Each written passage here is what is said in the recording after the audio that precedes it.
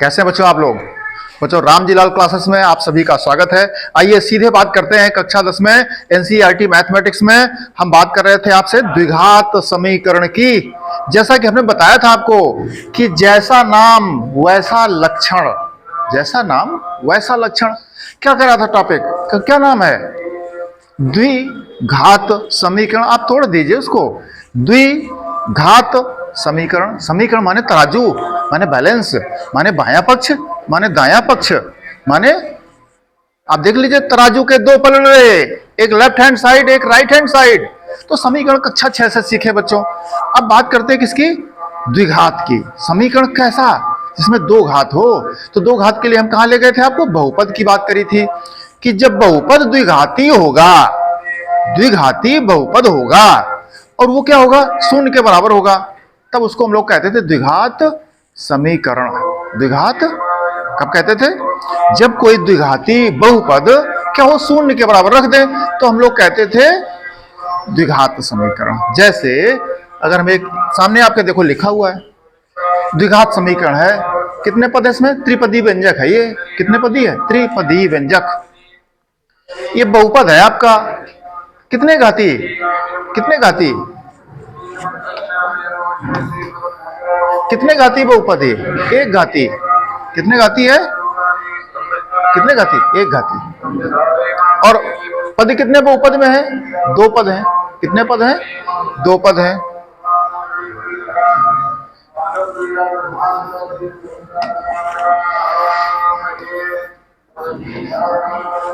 अब देखिए ये बच्चों आपका द्विघात बहुपद है।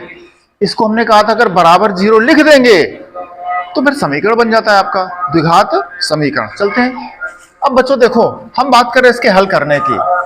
हल करने की बात करते हैं। हल करने में सामने आपको हमने चर्चा करी थी कल कि गुणनखंड विधि है और आपकी है घराचार विधि जिसको कहते हैं, सूत्र विधि जिसको कहते हैं। तो गुणनखंड विधि में ये तरीके हैं आपके पास, ये तरीके और भी तरीके इसके अलावा है। गणित में तो अथाह है, जितना पढ़ते जाओ उतना मजा आता जाए। तो ये तीन विधियां हैं। तो हमें एक प्रश्न लिख रहा है आपके सामने, फिर धीरे धीरे चर्चा करते हैं आपसे। देखिए ये प्रश्न लिखा है हमने बच्चों, इसको समीकरण नहीं बनाया। अब ये बहुपद है। क्या है? बहुपद है, त्रिपद व्यंजक है। इसको कक्षा 9-8 में जैसे आपको सिखाया गया था हल करने की विधियों से हल करते हैं। देखते हैं क्या सीखा था आपने। देखो बच्चों तीन लिखा है, तीन के गुणा एक में करिए, तीन एकम तीन।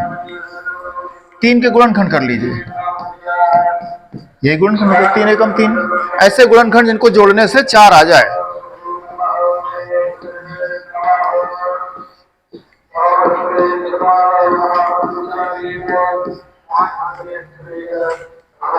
ये छोटी कक्षाओं पढ़ चुके हो। चलते हैं गुणा करते हैं।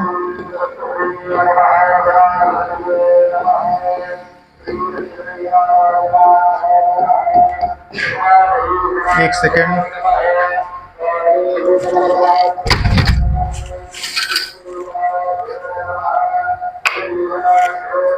एक सेकेंड, एक सेकेंड, एक सेकेंड।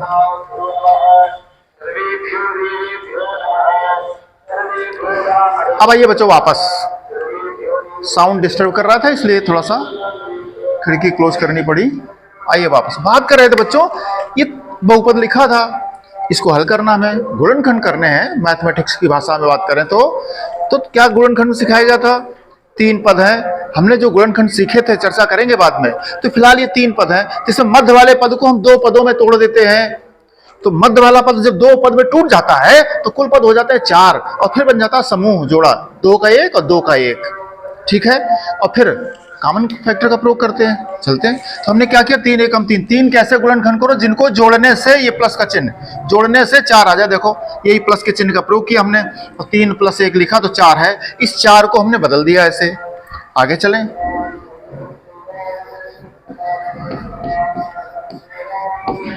ये x एकम x, एक लिखो चाहे न लिखो। अब देखिए आपके पास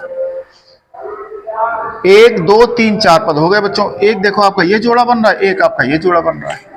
अब देखिए पहले इस समूह में क्या कॉमन है? आपका x कॉमन है।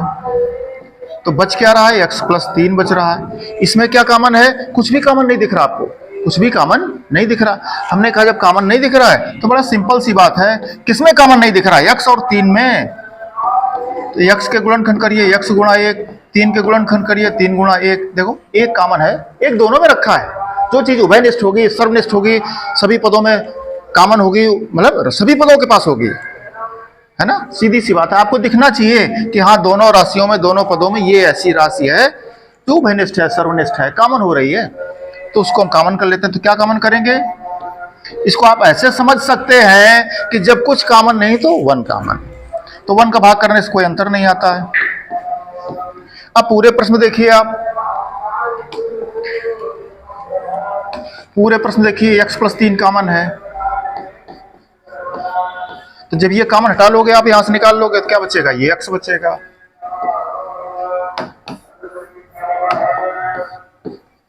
यहां क्या, जब ये निकल गया तो क्या बचा? +1 बचा। ये बच्चों कक्षा 8 के कक्षा 9 की बात है। ये त्रिभुवंजक का प्रश्न है, ये द्विघात बहुपद का प्रश्न है। हल कर दिया आपने, गुणनखंड कर दिए। अब क्या था, हमें समीकरण की बात करनी थी। कक्षा 10 में हम लोग पहुंच गए। तो कक्षा 10 में क्या सिखाया हमने कि इसको अगर बराबर 0 लिख दोगे तो ये समीकरण हो गया। कैसा समीकरण हो गया? द्विघात समीकरण।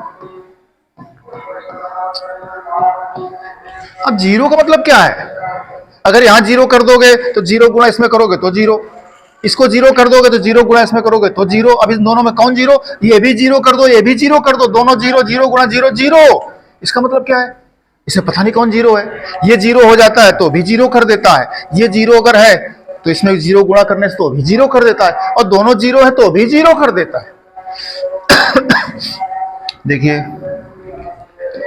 एक बार x + 3 = 0 इसको रख देते हैं, एक बार x + 1 = 0 रख देते हैं। बहुत से बच्चे जब प्रश्न गणित को सॉल्व करते हैं तो ये जान नहीं पाते, उनको समझ ही नहीं आता है कि ये हम शून्य क्यों करते हैं। हम आपको फिर से बता दें, फिर से याद दिला दें कि भाई 0 बराबर लिखा है, इसका मतलब ये 0 है, तो इन दोनों का गुणा करने से तो 0 आया होगा। अब देखो, अगर आप यहां 0 कर दो, इसमें गुणा करोगे तो 0, इसको 0 कर दो, इसमें गुणा करोगे तो 0, इसको भी 0 करो, इसको भी 0 करो, 0 गुणा 0 करो तो भी 0। इसलिए पता नहीं कौन 0 है। हो सकता दोनों 0 हो सकता इनमें से कोई एक 0 हो, तो ये 0 या ये 0 या दोनों 0, इसलिए 0 लिखना पड़ता है। इसलिए x बराबर -3 और x बराबर -1। इसलिए इसका हल, इसका मूल, इसका उत्तर क्या आया आपके पास? x का एक मान -3 आया, एक आया -1। ये जो मान है ये इस समीकरण के उत्तर हैं, हल हैं, मूल है। ये वैल्यू इस समीकरण को संतुष्ट करेगी। आप चाहो तो ये मान लेके जाओ और समीकरण में रख दो जाकर के। जूनियर सेक्शन में जैसा कि बताते हैं हम आपको कि शिक्षक लोग कहते थे कि उत्तर की जांच कर लीजिए, कर लो जांच, आप भी कर लीजिए। जो जूनियर सेक्शन से सीख करके आए हो, करते हैं। 1 मिनट रुकिए। क्या करना है बच्चों? जांच करनी है। काहे की? उत्तर की।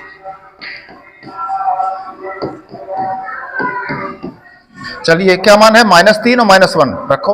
-3 रखो जरा प्रश्न में।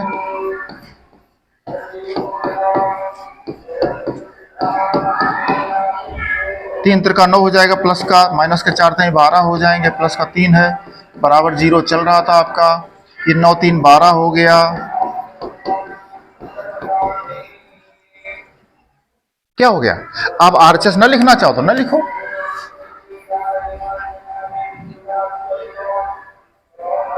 अब देख लो, आप इसमें रखो जाके x का मान -3 तो 0 आ रहा है, 12 से 12 चला गया 0। ऐसे कह सकते हो कि सर बराबर 0 था, हाँ था, तो आपका संतुष्ट हो रहा है, दोनों पक्ष बराबर है। इसी प्रकार -1 रखोगे तो भी आपका संतुष्ट कर जाएगा। इसका मतलब क्या है कि आपका उत्तर सही है, 100% उत्तर सही है। ठीक है, तो इस तरह से बच्चों हमने बात किसकी करी? आपकी एक प्रश्न लिखा हमने और उसको हमने हल करने की कोशिश करी। तो हल करने में हमने क्या कहा? गुणनखंड विधि का प्रयोग किया है। तो गुणनखंड विधि का प्रयोग में क्या करते हैं? सबसे पहले कॉमन देखते हैं। कॉमन देखो, x, इसमें x नहीं था, इसलिए सर्वनिष्ठ गुणनखंड नहीं लगा। फिर समूह गुणनखंड लगाते हैं, उसमें जोड़े बनाते हैं। 2 ये जोड़ा बन गया, आगे तीसरा पद, उसका कोई जोड़े नहीं है। जोड़े मतलब 2 लोग होने चाहिए, 2 पद होने चाहिए। तो अब देखो यहां पर हमने जोड़ा बनाने की कोशिश करी तो मध्य पद को हमने 2 पदों में तोड़ा, तब कर पाए। इसको कहते हैं त्रिपद व्यंजक में गुणनखंड विधि का प्रयोग कर रहे हैं हम लोग, मध्य पद को 2 पदों में तोड़ने वाली विधि। ठीक है, जरा एक एग्जांपल और देखते हैं बच्चों।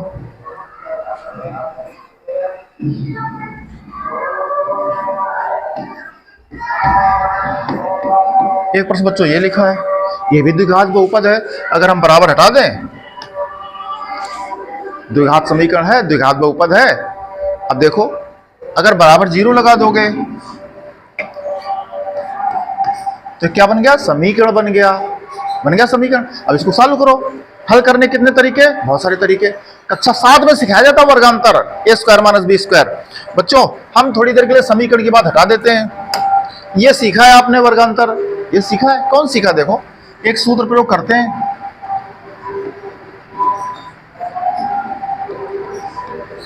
एक बार दोनों माइनस में, एक बार दोनों प्लस में, ये सूत्र पढ़े हो, हमें दिख रहा है। विद्यार्थी कहता नहीं सर ऐसे मत करिए, आप ऐसे मत बताइए। हमको फिर क्या करें, कह रहा आपने क्या कहा था, गुणनखंड विधि से बताएंगे। हमने कहा जी हाँ गुणनखंड विधि से बताएंगे। तो कह रहा गुणनखंड के सर नियम तो लगाओ। हमको कौन सा नियम, कह रहा सबसे पहला नियम क्या होता है, सबसे पहला नियम होता है कॉमन फैक्टर, सर 19 गुणनखंड लगाइए आप। तो हमने कहा लगा रहे हैं, इसमें x है, हाँ इसमें x है, नहीं है तो कॉमन फैक्टर फेल। फिर उसने क्या कहा, विद्यार्थी क्या कहता है, सर समूह बनाइए। तो समूह में तो 2 ही पद हैं, दोनों में कुछ कॉमन नहीं है। फिर क्या करें, फिर बताया गया था आपको 3 पद है नहीं जो त्रिपद व्यंजक का प्रयोग करें। फिर क्या करें, फिर a square minus B square ये सिखाया गया था। अगर इस टाइप से हो तो इनके गुणनखंडीय हो जाते हैं। लगाइए जरा,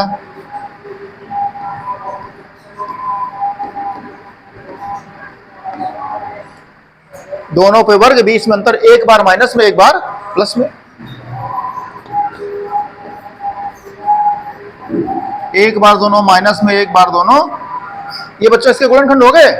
प्रश्न क्या था, प्रश्न था समीकरण, बराबर में क्या था 0। अब फिर वही बात आ गई, इन दोनों में कौन 0 है, तो क्या करेंगे, दोनों को 0 बराबर रखेंगे।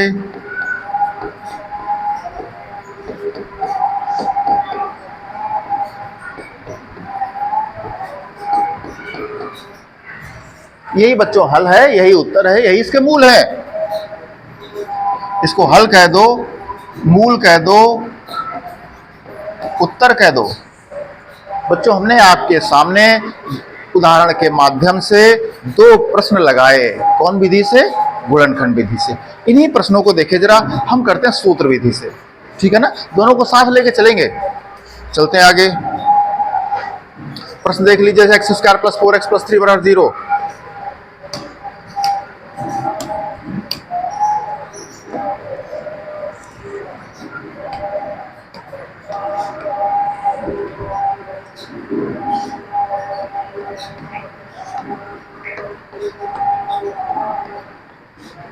ये प्रश्न, इसको बच्चों सूत्र विधि से लगाते हैं।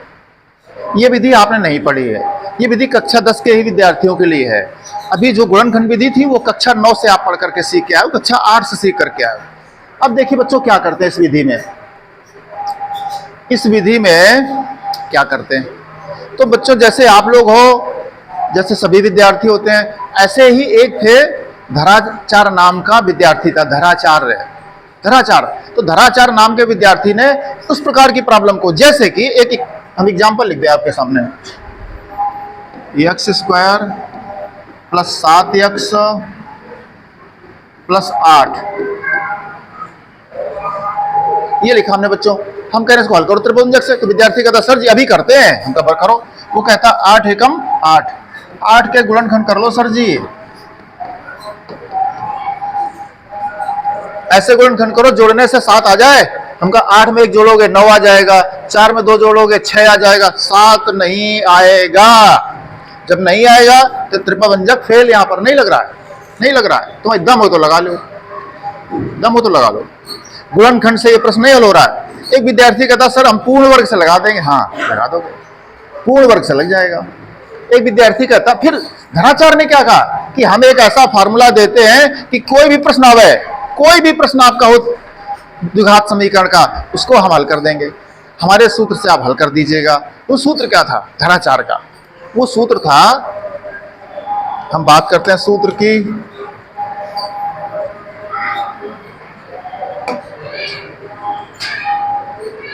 उन्होंने कहा था कि इस टाइप का कोई प्रश्न हो, ax square plus bx plus c बराबर 0, उन्होंने कहा इस टाइप का कोई भी प्रश्न हो तो हमारे आप इस सूत्र से हल करना। कौन सूत्र दिया उन्होंने?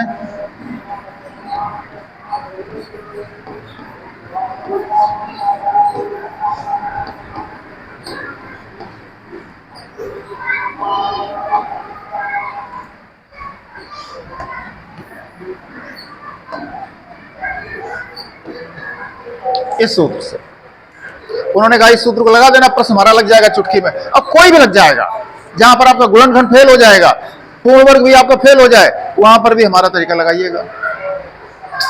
क्या देखो, इस सूत्र में करना है कि आपको एबीसी के मान रखने हैं। क्या रखना है? एबीसी के मान रखने हैं। तो एबीसी के मान कहां से मिलेंगे? देखो, ये आपका ए का मान है, ये आपका बी का मान है, और ये आपका सी है। एक्स स्क्वायर का गुणांक ए है, एक्स का गुणांक बी है, और अचर पद कांस्टेंट एक्स से रहित सी है। ठीक है, अब चलते हैं प्रश्न में वापस। तो इससे तुलना करनी पड़ेगी हमें, x square plus b x plus c बराबर 0 से तुलना करनी पड़ेगी।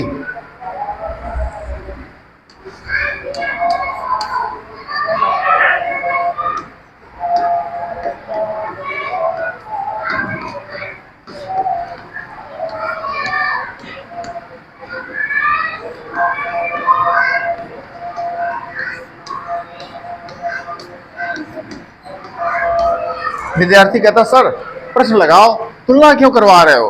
तो हम कहा तुलना इसलिए करवा रहे हैं क्योंकि जब तक एबीसी के मान नहीं निकालोगे, रखोगे नहीं, तो सॉल्व कैसे करोगे? इसलिए करो तुलना। ए एक्स स्क्वायर मिल रहा है, तो इसके पहले क्या छिपा है?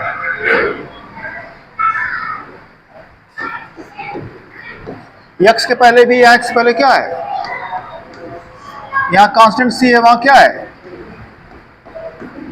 एक विद्यार्थी कहता सर ये गणित हमें बड़ी कठिन लगती है, सर ये तुलना वुलना करना हमारे बस का है नहीं। तो हम कह रहे तो कक्षा 6-7 में सिखाते हैं शिक्षक लोग कि तुलना कैसे करो। कहना सर फिर भी बता दीजिए आप। तो हम कहा चुटकी में समझ जाओगे। किसकी तुलना करनी थी? देखो किसकी, ए एक्स स्क्वायर था, तुलना किससे करनी थी? एक्स स्क्वायर से। हम कहा जिससे तुलना करना उसके भाग कर दो, उससे भाग कर दो, कर दो भाग। तो देखो एक्स स्क्वायर कट जाएगा, बचा क्या ऊपर? बताओ ऊपर क्या बचा? एक बचा जो यहाँ लिखा था, या कटने के बाद कह दो एक बचता है, एक बचा, तो एक ही जगह क्या आ जाएगा? अगला पद क्या था? 4x, और तुलना किससे करनी? bx से। अब देख लो b बराबर क्या आ गया? 4। अगला पद क्या है? c, और ऊपर अगला पद क्या है? 3। तो c की जगह क्या हो गया? 3। आप लोग बोल नहीं रहे, बोलने पर बाउंडेशन नहीं है।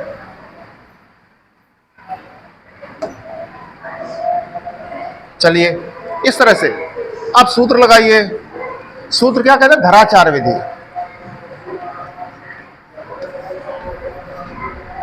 ये बड़ा मुश्किल काम है।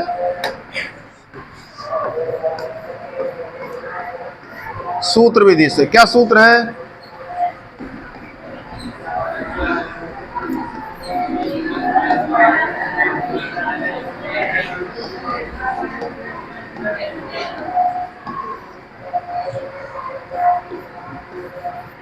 बच्चों मान रख जाइए।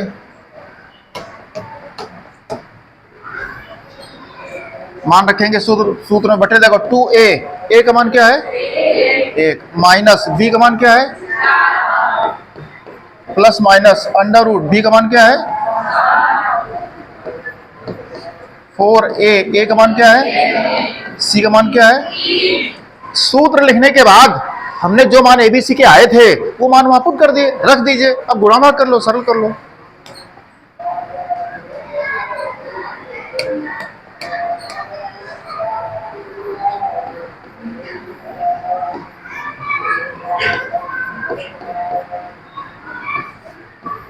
चार चौको 16 और 4 एकम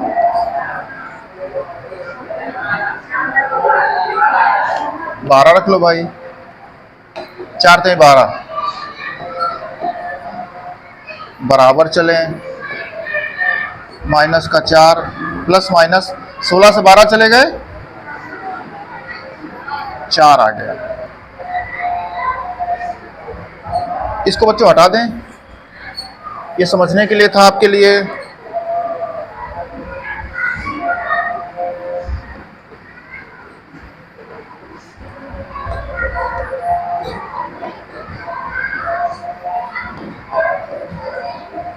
बच्चों 4 का वर्गमूल कितना होता है? 2 होता है। अब देखिए बच्चों, यहां से एक बार धन चिन्ह, एक बार ऋण चिन्ह। एक विद्यार्थी का तो सर 2 कॉमन कर दो, कट जाएगा। हाँ, कट जाएगा, कर सकते हो आप लोग। हम क्या करते हैं, एक बार धन चिन्ह, एक बार ऋण चिन्ह।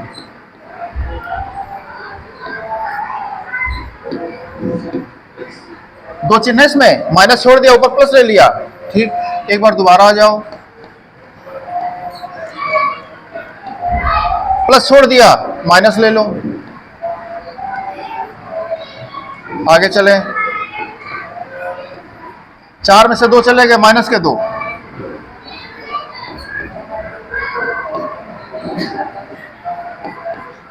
माइनस के 6,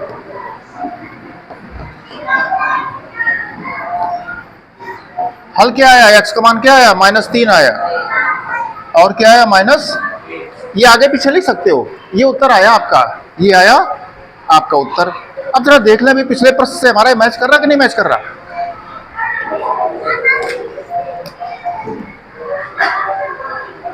आया, वही आया, यही था। यही त्रिभुज से किया हमने, वही धराचार से किया, वही पूर्ण वर्ग से आ जाएगा। पूर्ण वर्ग से करोगे तो भी वही आएगा।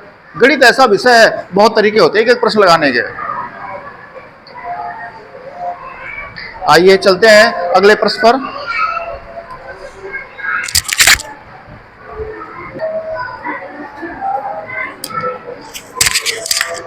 चलिए बच्चों, अगले प्रश्न की तरफ चलते हैं हम लोग। देखते हैं, सामने प्रश्न लिखा है आपके स्क्रीन पे। प्रश्न को क्या करना है हमें, हम दोनों विधियों से हल करने की बात कर रहे हैं। अभी हम तीसरी विधि पे चलेंगे। कौन विधि? पूर्ण वर्ग विधि। कौन सी विधि कहलाती है? वो गुणनखंड से आती है। चलते हैं। तो बच्चों देखो, ये प्रश्न है कक्षा 9 का, कक्षा 8 का प्रश्न है ये। गुणनखंड विधि से करेंगे। किससे करेंगे? गुणनखंड विधि से। क्या सिखाया गया था? इस 4 का इस 3 में गुणा करेंगे, 4 तिहाई 12।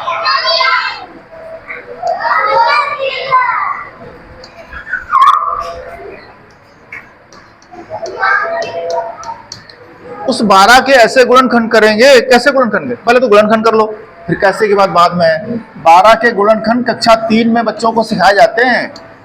2 छंग 12, 2 तिहाई 6, 3 एकम 3। किसके गुणनखंड? 12 के। कौन बनते हैं? 2 गुणा 6, फिर 2 दूनी 4 गुणा 3, फिर 2 दूनी 4 तिहाई 12 एकम 12।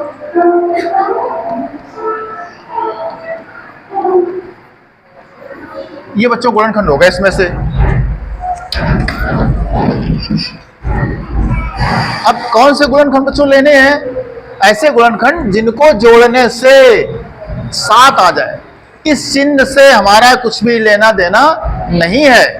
क्या आ जाए? जोड़ने से 7 आ जाए। कौन सही है? 6 2 8 हो रहा है, 12 1 13 हो रहा है, 4 3 कौन सही है? ये सही है। किसी मंजिल पर जाने के रास्ते तो बहुत हैं, पर तुम्हारे लिए कौन सा बेहतर रास्ता है कि जल्दी पहुंचो? तो ये रास्ता है। 4 + 3 करना पड़ेगा। क्या करना पड़ेगा?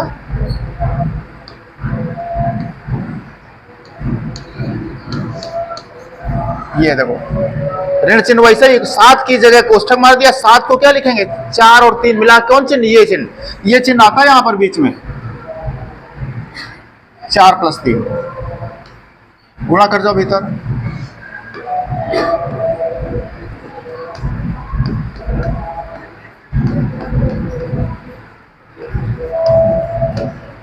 माइनस का भीतर गुणा कर जाओ, चिन्ह बदल जाएंगे। अब बच्चों 2 जोड़े बन गए। पहले वाले जोड़े में बताइए क्या कॉमन है?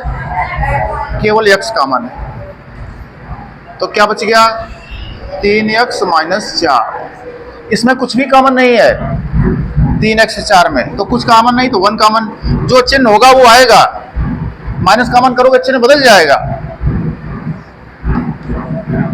विद्यार्थी कहता सर ऐसे कौन मानेंगे आप काम? हमें कॉमन करके दिखाओ कि वो एक कॉमन है। तो हमको बता तो चुके भी कि 3x है। 3x का गुणनखंड कर लो, 3 गुणा x गुणा 1। आगे क्या था? 4। 4 के गुणनखंड कर लो, 4 के गुणनखंड कर लो। 4 के गुणनखंड कौन है? 2 दूनी 4 और 4 एकम 4। अब देखो इसमें ये यही तो कॉमन है। एक दोनों में 3x में और 4 में कौन कॉमन है? एक कॉमन है। आप लोग तो बोलते नहीं है। पूरे प्रश्न में देखिए 3x - 4 कॉमन है। तो जब ये कॉमन कर लिया क्या बच गया? x। अब फिर वही है कि एक बार ये कोष्ठक 0 के, एक बार ये बराबर 0 के।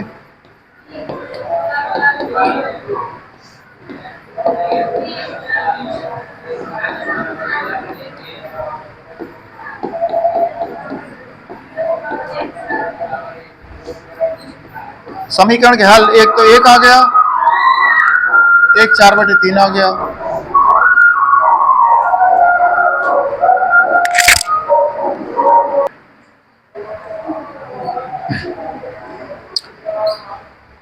बच्चों क्या बताया हमने आपको? इस प्रश्न को हमने आपको त्रिपद व्यंजक विधि से बताया, गुणनखंड विधि से।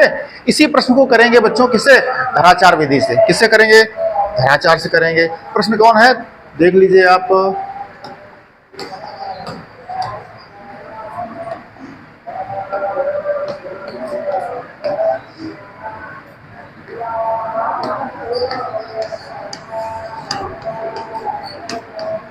बच्चों ये प्रश्न है आपके सामने।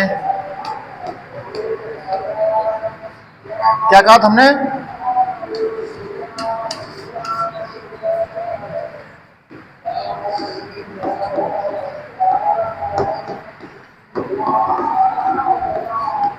इससे तुलना करेंगे। क्यों करेंगे तुलना? एबीसी के मान चाहिए हमको। करो, एक्स स्क्वायर के पहले ए है, एक्स स्क्वायर के पहले 3 है, तो ए का मान कितना है? एक्स के पहले बी है, एक्स के पहले -7 है, तो बी का मान कितना है? यहां पर सी है, सी के कितना है? 4। अब सूत्र लगा दीजिए। ये सूत्र किसका है? धराचार का। धराचार नाम के गणितज्ञ ने सूत्र दिया था। क्या सूत्र है? -b ±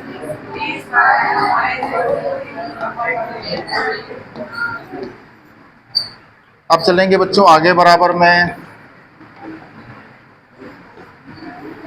बच्चों रख जाओ, वैल्यू रख जाओ। 2 × a का मान क्या है? -b का मान क्या है? सूत्र का माइनस है और प्रश्न का भी माइनस है वैल्यू। तो -7 कोष्ठक में माइनस से डर लगे, कोष्ठक लगाइए। माइनस क्या कहता है कि हम प्रश्न आपका गलत करा देंगे, और हम कहते हैं तुम्हें चैलेंज है, तुम गलत करा लो। अच्छा तो क्या करेंगे? कैसे बचेंगे? कोष्ठक से बचेंगे। b का मान -7, फिर देखो कोष्ठक लगाया। माइनस का इसलिए कोष्ठक से सम्मान करते हैं, रेस्पेक्ट करावे गलत। अच्छा -4, a का मान 3, c का मान 4। आगे चलेंगे, माइनस माइनस का प्लस, 7 सते -4 × 12 = 48। आगे चलेंगे बच्चों, बटे में क्या है? 6, ऊपर क्या है? 7, प्लस माइनस 49 से 48 चला गया 1। 1 का वर्गमूल 1। ये वर्गमूल आता है आपको? नहीं आता है। इसका मतलब क्या है? 1 गुणा, यही नहीं, इसका मतलब है कि ये भी होता है। माइनस का 1 गुणा -1 में करो तो भी तो आता है, इसलिए ये भी वर्गमूल है और वो भी वर्गमूल है। तो क्या कहते हैं हम लोग? प्लस माइनस, इसीलिए प्लस माइनस पहले लगा दिया गया। चाहे पहले लगा दो और चाहे बाद में लगा लो, बात एक ही। आगे चलें, एक बार धन चिन्ह बच्चों, एक बार ऋण चिन्ह।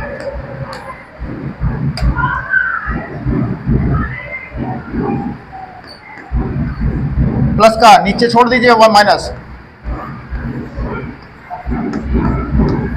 इस बार माइनस, प्लस छोड़ दो।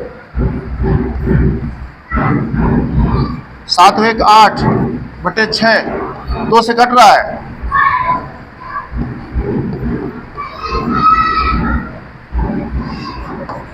सात से 1 चला गया 6। आंसर क्या आ गया बच्चों? क्या उत्तर आया? और क्या आया? ये वैल्यू 1 और 4/3 प्रश्न में जाकर रख के देख लो, आपका प्रश्न दोनों पक्ष संतुष्ट हो जाएगा, बराबर आ जाएंगे। तराजू के दोनों पलड़े बराबर आएंगे, लेफ्ट हैंड साइड और राइट हैंड साइड बराबर आएगा, चेक हो जाएगा कि हमारा प्रश्न सही है। अब देखिए यही उत्तर देखो जरा, क्या पिछले प्रश्न में आया था, है देखो, यही आपने गुणनखंड से किया, त्रिपभंजक से किया, और वही आपका धराचार के सूत्र से आया। बच्चों हमने आपको 2 विधियां सिखाई हैं, कितनी सिखाई? 2 विधियां, और एक विधि अभी और हम सिखाएंगे पैरेलल। कल एक प्रश्न करें लेंगे, उसको हम तीनों विधियों से बताएंगे, ठीक है। एक विधि और इसके बाद भी है, चर्चा करते रहेंगे बच्चों। एजुकेशन शिक्षा में बड़ा मजा है। अंबेडकर को तो जानते हो आप लोग, क्या कहते हैं अंबेडकर, क्या कहते हैं?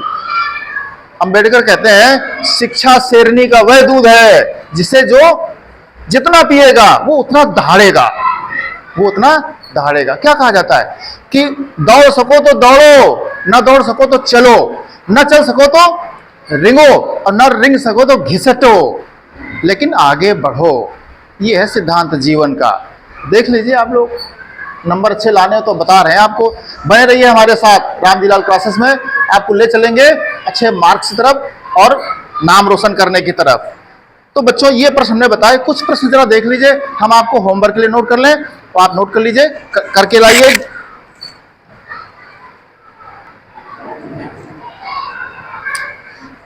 ये प्रश्न बच्चों आपके सामने हमने 5 नोट कर दिए हैं, ये प्रश्न आप करके लाइए ताकि आपका अच्छा अभ्यास हो जाए। दोनों विधियों से लगाना है बच्चों, आपको त्रिपदभंजक के गुणनखंड से लगाना है और आपको लगाना है श्री धराचार विधि से। धराचार विधि में क्या करना होता है, ax² + bx + c = 0 से तुलना कर लो, कंपेयर कर लो, कंपैरिजन कर दो, एबीसी के मान मिल जाते हैं, सूत्र लगा दो, वैल्यू पुट कर दो, सॉल्व कर दो, उत्तर आ जाता है, ठीक है। और त्रिपदभंजक तो गुणनखंड आपका छोटी कक्षाओं से ही आप सीख करके आए हो, इतना करके आइए, फिर चर्चा करेंगे कल।